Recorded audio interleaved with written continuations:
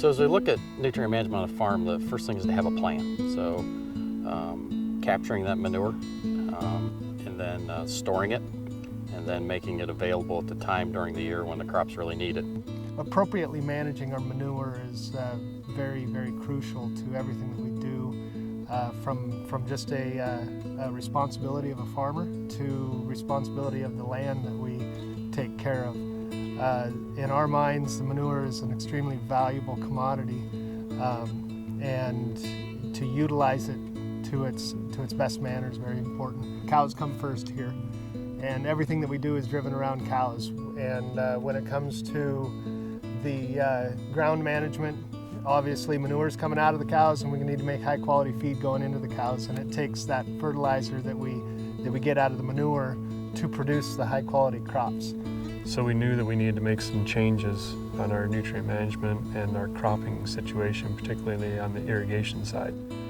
So one of the first things we started doing was upgrading our irrigation systems to the pivot irrigators. And that allowed us to let the triticale grow a little longer, so it would be more mature, higher tonnage, higher yield, which then that turns around and you have higher nutrient uptake by your crop. And then we were working on putting the manure through the pivots, which allowed us to get the crop in the ground faster and cover the fields quicker with the manure. I think about 8 or 9 years ago, we tried some no-till. First started with a little 2-acre field, learning how it works, and then the next year we did 100 acres, and then the next year we did everything.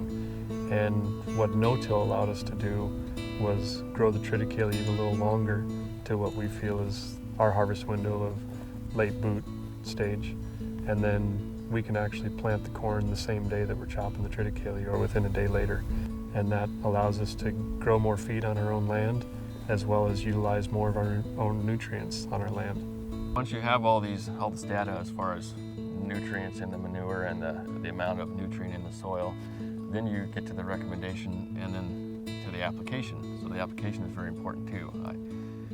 If you don't have adequate ways to measure how much you're putting out, then it's hard to match what the recommendation is. And so flow meters do become important. The flow meter excited me on the manure tank for 2 reasons. I can talk to the driver, the operator, and he knows exactly what he's doing, and he knows what's happening, and then I can also download the maps and see what we put on. And so you have a quick way to know this is the amount that was applied and I hit my target, or I'm a little under my target, or I went a little over my target. So you have better feedback. That's also better feedback to make better decisions the next time too. Our biggest focus is putting up good feed for the cows, getting the dry matters correct, getting the stage maturity correct, and then trying to get the corn in the ground. And I rely on the other guys between Dave and Scott to tell me what's going on with the fields and make recommendations for what we're going to do. We test our manure before we start applying in the spring, and then we test again later in the spring. We test from each lagoon we pump from. We also test from settling basins. We test the manure at the separator, we test compost, we test straw manure. So any manure that goes to the field, we try to get an idea. And one thing you gotta remember with manure is there's a range. So if the manure generally tests 5 pounds of nitrogen per 1,000 gallons in the spring, and then maybe your settling basins are 7 to 10, then in the fall it's one way or the other.